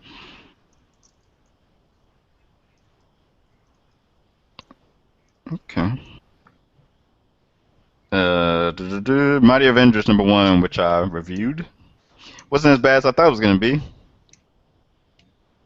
That's mostly giving props to Greg Land, whose art didn't offend me. Like it wasn't does. as bad as it could have been. That's the only thing I can say about it. My only gripe was his power. Al, I guess that's Al Ewan's interpretation of Power Man, the teenager. Oh, the young kid. How freaking annoying he wrote him. One thing I thought was interesting is that there had been speculation that the Spider Hero character in this book was going to be Miles Morales, and of course that turned out not to be the case. Right. It's some other mystery character that you don't know who it is, but at least you know it's not Miles Morales. So. Yeah, that whole Miles Morales thing never made sense to me anyway. Well, with the whole cataclysm and the end of the Ultimate Universe, there was the thought that Miles Morales would be spared and come to the main Marvel Universe, and the Ultimate Universe would collapse on itself. Yeah. But obviously, this is someone that Spectrum, a.k.a. Monica Rambeau, knows, so that can't be Miles. Unless it's the Miles of the 616 universe. No, don't even start. And my guess is the Spider Hero, because they're teasing, this mysterious character Ronin, who's supposed to be appearing. Isn't whoever the Spider Hero is just going to adopt the Ronin moniker? Yeah, more likely than not. Spider Hero has nunchucks, and Ronin has nunchucks in the preview image, so I just assume it's the same person.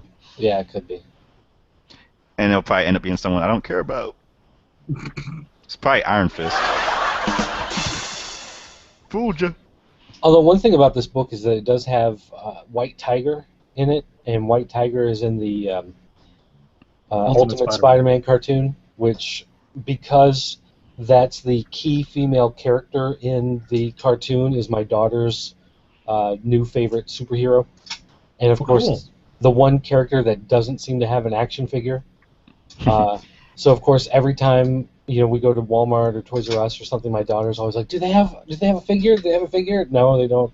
But now, hopefully, because she's in this, they might make a Legends or something that I could get her. Or Marvel Universe, at least. Yeah.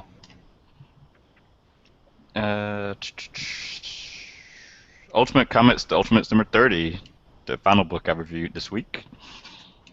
Good book. Yes, very good. It was the end of Disassembled. Action-packed. Very action-packed. It was fun. Even though I did ask the question, what happened to the Hulk at the end? We see Reed in the cube. What about the Hulk? Even though the Marvel solicits for December sort of hinted at Hulk. If any of y'all caught that. The Ultimates Last Stand. I think I did. Right. I think I did read something about that. The Hulk like is Hulk a Modoc organism, or something. Yeah. Exactly. Hodoc. Exactly. I didn't want to say that.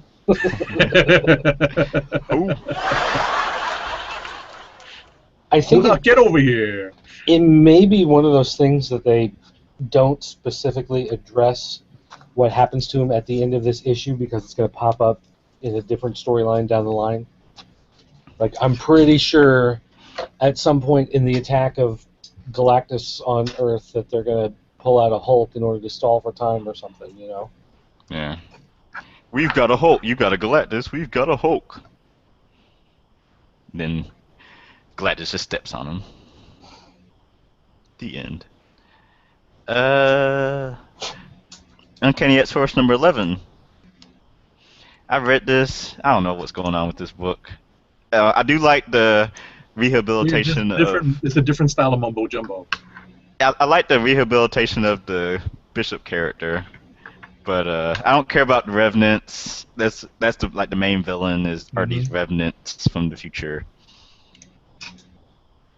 Mm-hmm.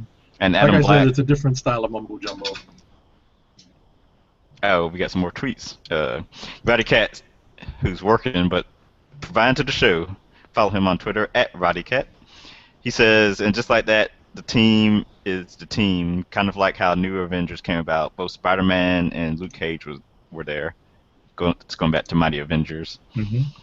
And my bro, Adam Black, says, I believe Spider-Hero is supposed to be Adam the Blue Marvel.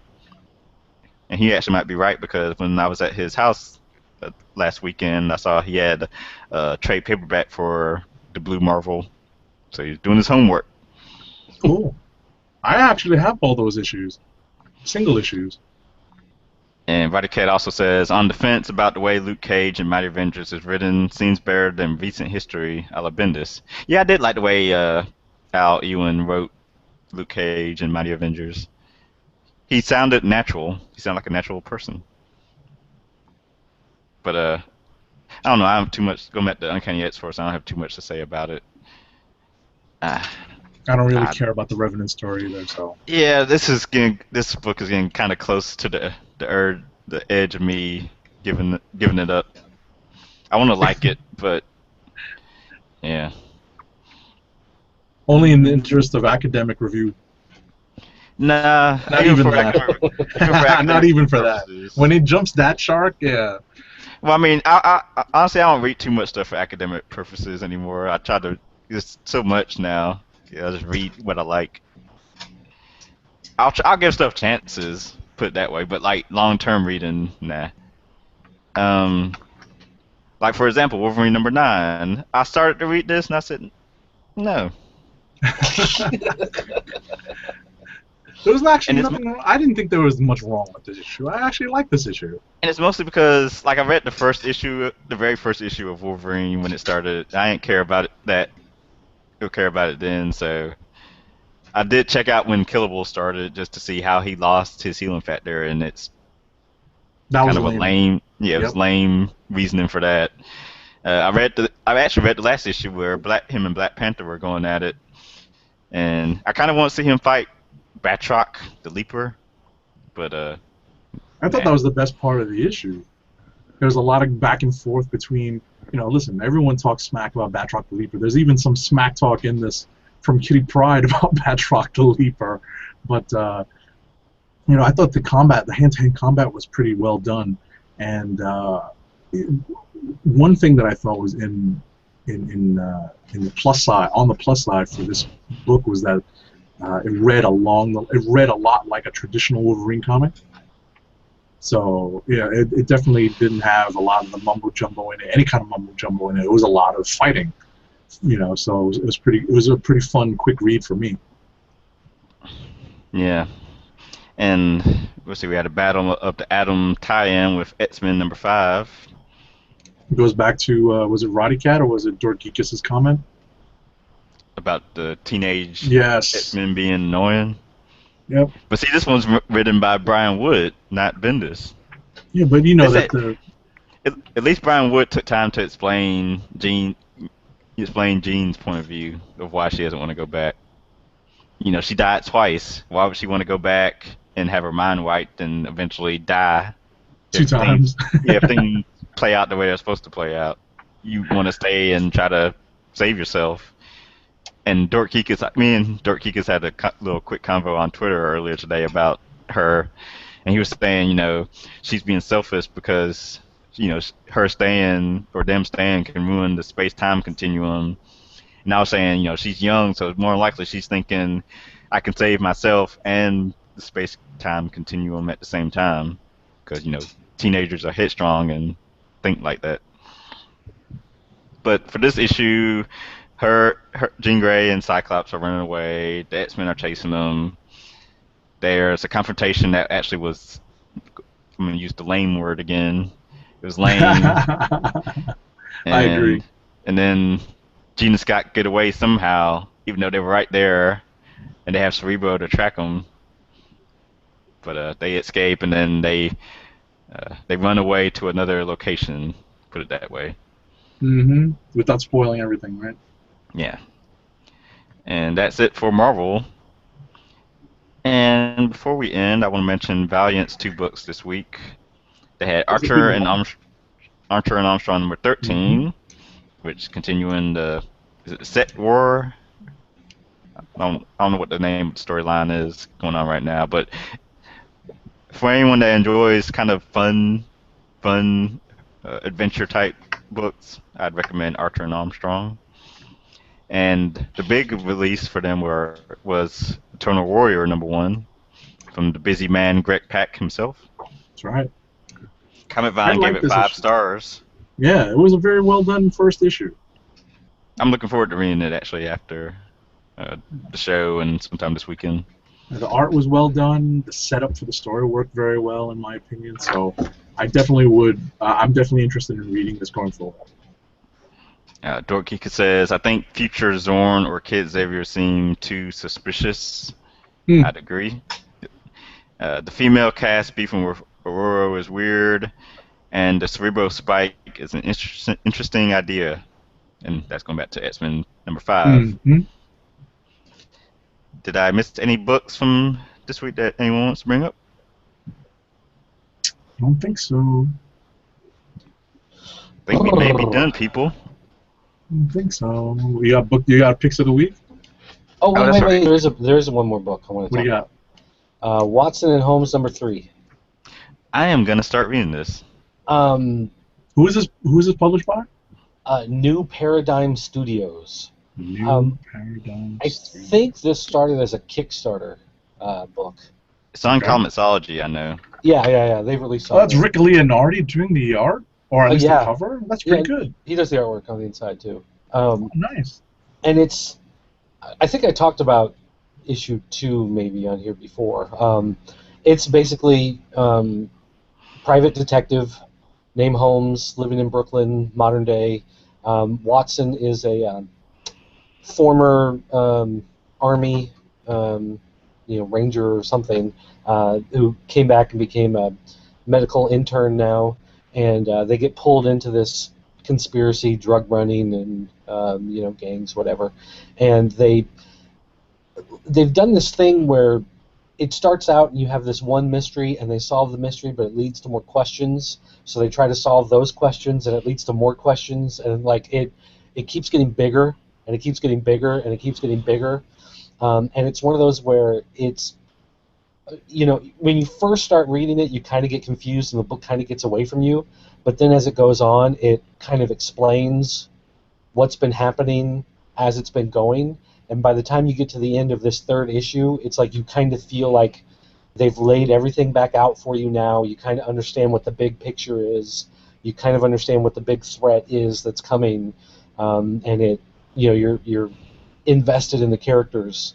At this point, it's really been a lot of fun.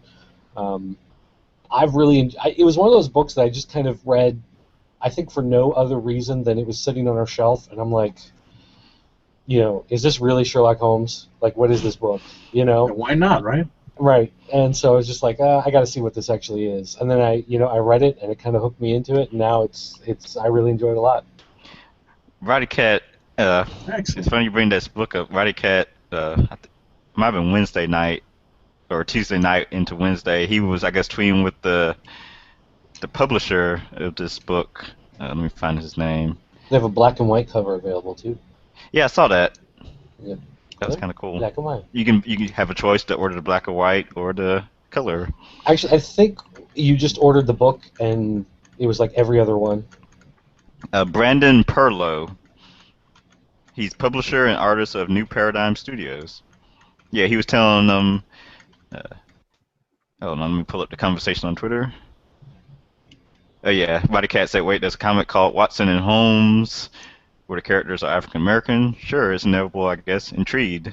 And I guess Brandon Perlow must have been searching that name. He said, "Since last year, digitally and in stores since July 17th." Roddy Cat says, "Gotcha." Blah blah blah. But he gives our show a shout out. That we try to give lesser known books a light at times. So it's called Comic Book Chronicles. Thank you. Might need to try to get him on the show, see if he wants to, if he doesn't mind being on camera. Maybe we can get another interview going. I actually sent an email to a creator earlier this week, inviting him on the show. Haven't heard back and probably won't, but hey, gotta try. That's right. And I'll probably do that some more with some people. Keep on keeping on. So clicks of the week. Wow. I got mine easy. It's easy for me. You want me to go first? Yeah, go get yours out the way. Mine is going for my pick of the week. Surprise, surprise, is not a Marvel book. It's Eternal Warrior #1. I enjoyed this book very much. It's funny that alphabetically we got to it last, and and it pretty much was one of my last reads, but I definitely enjoyed it far more than a lot of the other stuff I was reading. So I would definitely recommend this book. This is my click of the week. I don't know if I have a non-superhero book of the week, but this is definitely my click of the week. So go out there, pick up this book. I know Greg Pak was signing at Forbidden Planet earlier this week, I believe Wednesday night. On Comic Book Day, he was signing copies of this book. So get out there and read Eternal Warrior #1. It's obviously a good jumping on point. It's the first issue, but the book is very well done. That would probably be mine if I had read it. I'm gonna go off stuff I've actually read. I mean, there's books out there I can tell I like. Okay, yeah, the Ultimate Comics, Ultimates #30. Definitely, that gets my vote. Oh, just one, huh? Just one. I'm gonna go back to Homecoming just to kind of give it back to you gotta give it a shout out, get some more attention back to it. This is the final issue, so you can go pick up all 4 if you want. Get the whole story at one time. Is the art on the inside good? Yes, it is. Offhand, actually, I've got it sitting right over here. Let me check here. The art on the inside is done by Emilio Laseo, who does that cover. So yeah, that cover is the artwork on the inside. And it's just called Homecoming? Yeah. Okay. It's from Aspen Comics in association with Blockade Entertainment. I don't know who Blockade Entertainment is. But, like I said, if the one thing that comes to my mind is, movies like The Faculty, something where the teenagers in the high school know that something weird's going on and got to get to the bottom of it. There's the aliens. You can see that some of these guys, they actually get like corrupted by the alien, power, and it gives him these weird kind of funky abilities. And it's a book that has some neat twists in it. So even though it's only 4 issues, it does a really good job of setting up who the characters are, and you kind of understand what the relationships between the characters are, and then they throw in a twist and something happens, and it actually does kind of take you by surprise and stuff you don't expect. So I really enjoyed it. That's one. Now that the 4th issue has finally come out, I plan on going back and reading 1 through 4 again in one solid chunk. Okay. I might keep an eye out for that. I do want to mention quickly a digital book that I've been enjoying, Batman Beyond 2.0. I think that's the name of it. Mm. I've actually the new issue 3 I think came out Wednesday. I need to download that. And the Justice League Beyond 2.0. I read the first issue. I guess I don't know. I'm more inclined to read the Batman one. Justice League, we'll see. My son's been reading the print compilation for Little Gotham, which is a Batman digital book that they brought in, reprinting now for print. He really enjoys that one, and it's one of those. I've read the first maybe 3. They're up to 6 now, and I planned on reading them, but he grabs them and runs off with them, and then I don't know what happened to him. So if I can ever, snatch them from him again, I'll read them. But yeah, I downloaded the Gotham Comic Con issue. I downloaded that one and read it. That was fun. Yeah. So there you That's go. good stuff. Good stuff. And we want to thank everyone for tuning in live. Here you did. I think we got some extra viewers tonight because I posted the event in the comic book community on Google Plus. Hopefully that's where those people came from. So thanks for tuning in, and of course shout outs to the_Adam_Black on Twitter, my brother, for watching and tweeting and using the hashtag Comic Book Chronicles. Yeah, I need to bring that more often. Use the hashtag Comic Book Chronicles.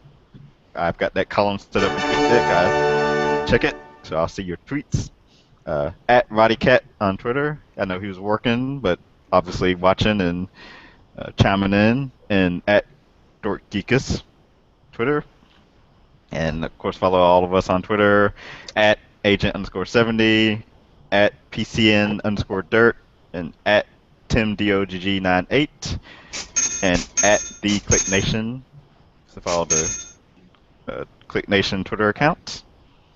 And that's it for tonight's show. So once again, thanks for tuning in, and we are the Comic Book Chronicles, and we are signing off. Peace.